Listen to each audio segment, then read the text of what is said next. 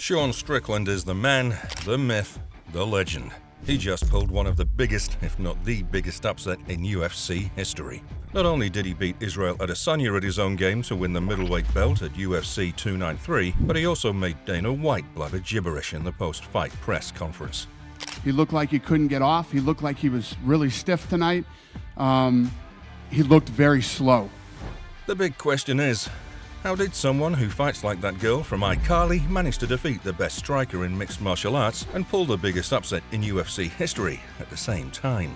It's mind-blowing. So, let's try and break it down.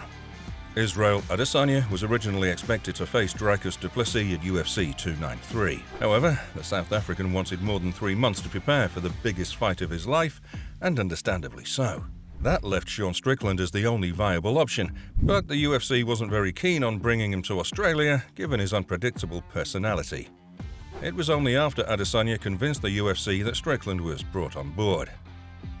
I pushed for him to get the fight because he was the next logical guy. I've beat all of the top 5, some of them twice. So you can't punish us for being great. So yeah, I pushed for him to get the fight. He's an idiot. Well, I can't say too much about that. He's an idiot, so he just has to behave himself and actually show up in this fight. The American accepted the fight because the money on offer was good enough to buy him a few fancy motorbikes. The fact that he ended up taking home the money, the motorbikes, and most importantly, the UFC middleweight title makes it all very wholesome. Strickland literally hit the jackpot, but fortune, as they say, favors the brave. Strickland went out there and fought like a man who had nothing to lose. He pushed the pace, cut off the cage, and picked Adesanya apart with basic 1-2s. The American also produced the biggest moment of the fight when he rocked Adesanya with a massive right hand in the first round. Strickland was in the driving seat from that moment onwards. Dana White, however, believes that it was more a case of Adesanya performing subparly than Strickland delivering a once-in-a-lifetime performance. He looked like he couldn't get off. He looked like he was really stiff tonight. He looked very slow. This is #1 bullshit. The good thing is, Adesanya acknowledges that he lost to the better man on the night. He's taking his loss like a champ, which is how it should be. I had a different plan for this. But, again, life throws curveballs at you. Thank you. Win or lose, I wasn't going to say much anyway, but right now, I lost tonight to the better man on the night. Sean Strickland was indeed the better fighter on fight night, but what went wrong for Adesanya? The last stylebender was doing pretty well until he was badly rocked in the first round, which was the turning point. Izzy underestimated Strickland because Tarzan doesn't seem as dangerous as someone like Alex Pereira or Paulo Costa. He quite literally floats like a butterfly but stings like a bee. Strickland likes to run his mouth a lot, which is why people don't take him seriously, as he said in a recent interview. Because Strickland says all kinds of mind-boggling things on the mic, people forget that he's a fighter at the end of the day. Adesanya probably forgot that as well. He entered the octagon thinking that he could easily pick apart Strickland with leg kicks and catch him on counters to knock him out like he'd done so many times against his past opponents. Adesanya has had a ridiculous amount of success with leg kicking and counter-punching against almost everyone, including fighters with elite movement and distance management like Robert Whittaker. A flat-footed Sean Strickland was hardly a problem on paper. In the cage, it was proved once again that Adesanya struggles against fighters who press him relentlessly and close the door on any offensive avenues. Leg kicks and range management are 2 major reasons why Adesanya wins most fights, and once you take that out of the equation, he's very beatable. That being said, it's still a very tough ask. So, does that mean Sean Strickland is better than fight fans think he is? The answer to that question is a big yes. Sean Strickland is the most underrated middleweight on the planet because he isn't as flashy and exciting as someone like Adesanya. He's very old school in his approach. He keeps things simple and religiously follows the fundamentals.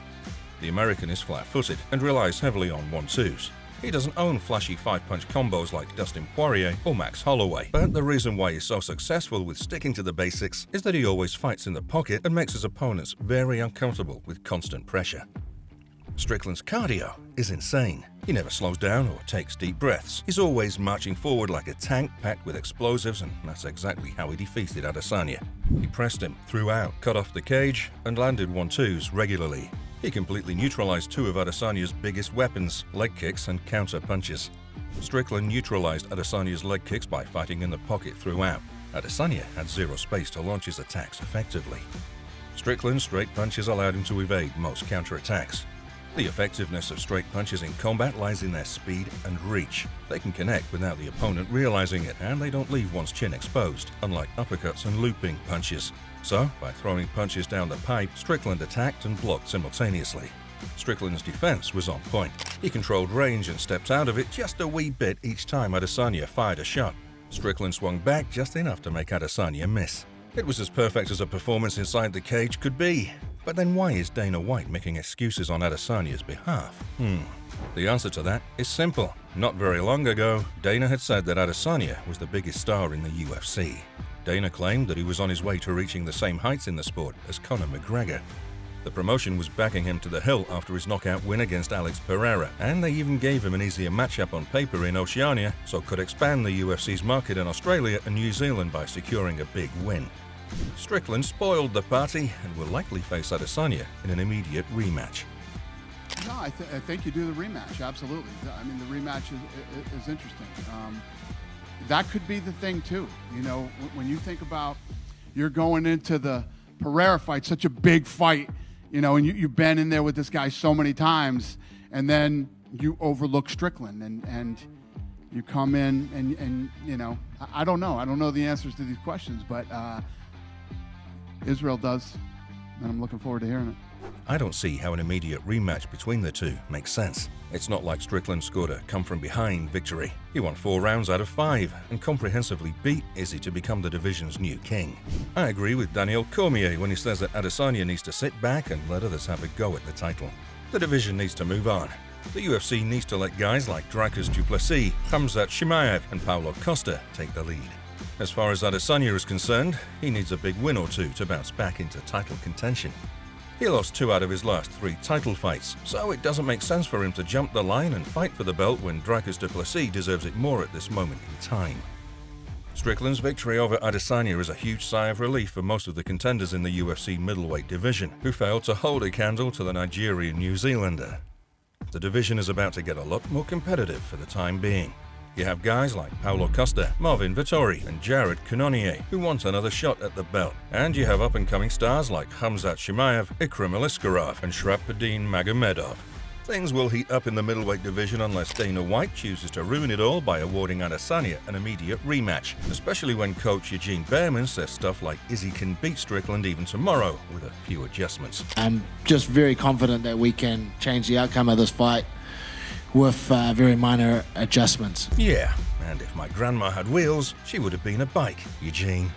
Nevertheless, the UFC, Eugene, and Adesanya should keep one thing in mind if they want an automatic rematch.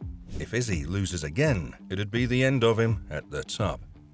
Is the risk worth taking right now? We'll have to wait and see. What do you make of Sean Strickland's performance? And who should he fight next? Let us know in the comment section below.